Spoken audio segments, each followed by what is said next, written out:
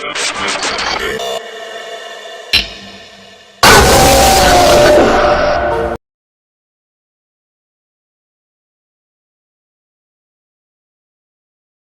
satu kejadian yang sudah lama terjadi di kampung saya. Sebelumnya saya akan menjelaskan sedikit tentang kampung saya. Kampung saya sangat lekat dengan tradisi nenek moyang, termasuk dengan pantangannya yang tidak boleh dilanggar di kampung tersebut, dan apabila dilanggar maka akan terkena dampaknya, bahkan hingga kematian, dan percaya tidak percaya ini terjadi kepada tetangga yang sekaligus masih termasuk saudara saya. Dari sini kita sebut saja saudara saya.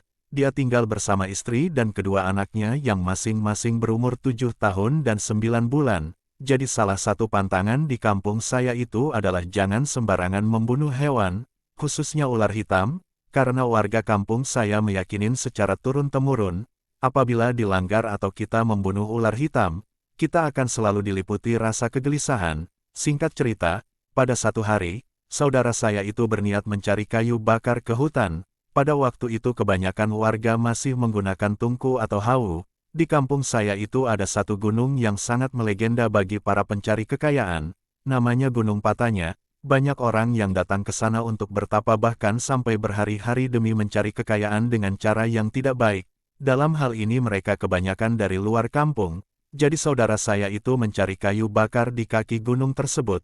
Setelah mendapatkan kayu bakar, saudara saya pun berniat langsung pulang tapi baru saja dia berjalan beberapa langkah, dia dihadang oleh seekor ular hitam yang panjangnya lebih kurang 2 meter.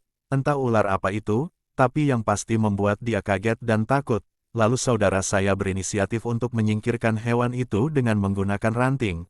Tapi ular itu merasa terganggu dan ular tersebut pun mempertahankan dirinya layaknya seekor ular dengan tidak mau pergi dari tempatnya yang menghalangi jalan saudara saya.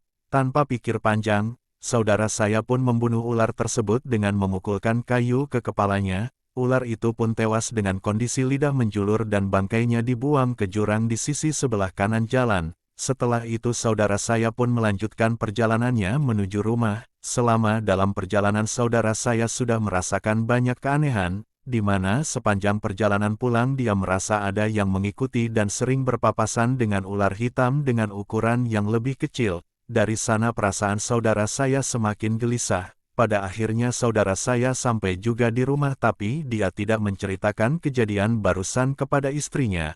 Beberapa hari pun berlalu dan entah kenapa semenjak membunuh ular itu, hati saudara saya selalu gelisah. Dan puncaknya setelah 3 hari dari kejadian dia membunuh ular di hutan. Anaknya yang berumur 9 bulan tiba-tiba sakit panas. Dan sampai malam si anak tak kunjung turun panasnya walaupun sudah diberi obat. Keesokan harinya, saudara saya membawa anak balitanya ke dokter untuk berobat. Setelah diperiksa, dokter menjelaskan bahwa anaknya hanya sakit panas biasa. Alhasil saudara saya pun tenang, tapi keanehan mulai terasa ketika panas anaknya kambuh lagi dan kejadiannya setiap menjelang maghrib hingga subuh. Setelah lewat subuh hingga menjelang maghrib anaknya biasa saja. Malam harinya ketika saudara saya tidur, dia bermimpi didatangi seorang perempuan yang marah-marah kepadanya. Perempuan itu menuduh saudara saya telah membunuh anaknya, dan mengancam hutang nyawa dibayar nyawa. Kaget akan mimpinya, saudara saya terbangun lalu dia mengambil wudhu untuk sholat tahajud. Di saat sedang menjalankan sholat tahajud, istrinya berteriak memanggil-manggil saudara saya. Mendengar teriakan itu, saya dan seisi rumah langsung kaget. Kami bergegas menghampiri rumah saudara saya yang memang bertetanggaan. Sesampainya di sana, betapa kagetnya kami melihat anak balitanya kejang-kejang dengan sekujur tubuhnya yang memerah. Semua yang berada di sana panik. Lalu kakek saya menyarankan kepada saudara saya untuk segera dibawa ke dokter 24 jam yang berada di kampung saya. Setelah dibawa ke dokter kondisi anaknya pun kembali seperti biasa. Badannya kembali normal. Tapi keesokan harinya kejadian tersebut terulang lagi pada jam yang sama. Merasakan adanya keanehan pada penyakit anaknya, saudara saya mencari tahu kenapa anaknya bisa seperti itu kepada Pak Ustadz yang ada di kampung saya. Setibanya di rumah Pak Ustadz, saudara saya menceritakan semua yang terjadi, termasuk dia membunuh seekor ular beberapa hari yang lalu. Pak Ustadz pun kaget dengan apa yang diceritakan saudara saya. Pak Ustadz menjelaskan bahwa ini semua ada hubungannya dengan kejadian dia membunuh seekor ular pada saat di hutan. Jadi ular tersebut adalah anak dari sosok perempuan yang mendatangi mimpinya. dan perempuan itu hendak menuntut balas atas apa yang telah diperbuat saudara saya. Kemudian Pak Ustadz membekali saudara saya dengan sebotol air untuk diminumkan dan dimandikan kepada anaknya. Singkat cerita, setibanya di rumah dan hendak mandi, betapa kagetnya saudara saya menemukan 3 ekor ular hitam kecil di dapur. Karena merasa terganggu dan terancam, akhirnya untuk sementara saudara saya mengungsi ke rumah kakek saya. Keesokan harinya, di jam yang sama, sang anak kambuh lagi. Melihat hal itu, saudara saya langsung membalurkan air yang diberikan Pak Ustadz kepada sang anak, berharap akan membaik. Di tengah-tengah proses tersebut sepupu saya kesurupan. Gestur badannya menunjukkan bahwa yang merasuki tubuhnya adalah seekor siluman ular, lalu dia ingin berkomunikasi dengan saudara saya. Saat itu kami pun hanya terdiam melihat percakapan mereka dan tidak bisa melakukan apa-apa. Siluman itu berkata dalam bahasa Sunda, "Kamu telah membunuh anak saya. Apa salah anak saya? Kenapa kamu membunuhnya? Nyawa harus dibayar nyawa." Lalu saudara saya pun memohon dan meminta maaf kepada siluman ular itu. "Maaf sekali, saya tidak berniat untuk membunuh anak Anda. Saat itu saya panik, takut diserang oleh anak Anda, jadi saya terpaksa membunuhnya." Tapi siluman ular tersebut tetap bersikeras bahwa nyawa dibayar nyawa. Kemudian sepupu saya yang kerasukan ketawa sejadi-jadinya hingga membuat kami kaget dan ketakutan.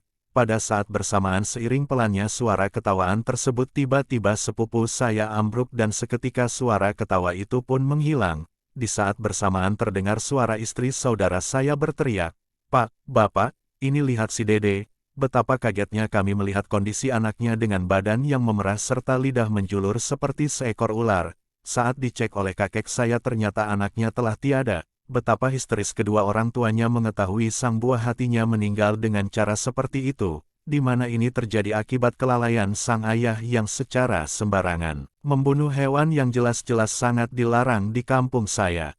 Setelah beberapa bulan berlalu, saudara saya ke rumah Pak Ustadz dan menanyakan apakah teror ini akan berlanjut atau cukup sampai di sini. Pak Ustadz pun menjawab, "Hidup mati seseorang sudah ada yang mengatur. Alangkah lebih baiknya kita menghargai adat istiadat suatu tempat, dan belajar untuk menghargai hewan-hewan yang berada di sekeliling kita. Karena sebuah-sebuahnya hewan mereka juga ciptaan Allah, mereka pun sama seperti kita. Apabila kita tidak ganggu, mereka pun tidak akan menyerang kita." Kemudian Pak Ustadz mengatakan, "Insya Allah teror ini sudah berakhir, dan alangkah baiknya kamu pindah dari tempat kamu saat ini." Begitu kata Pak Ustadz. Keesokan harinya, tanpa pikir panjang lagi, keluarga kami pun pindah dan meninggalkan rumah itu. Asal kalian tahu, rumah tersebut sampai sekarang masih ada, walaupun beberapa bagian sudah hancur termakan usia, dan kalau ada orang yang kebetulan lewat rumah itu selalu dijumpai ular hitam. Makanya hingga saat ini rumah tersebut dibiarkan hancur dengan sendirinya tanpa ada yang berani merobohkannya. Semoga kisah ini bisa menjadi pembelajaran buat kita semua. Sekian dan terima kasih.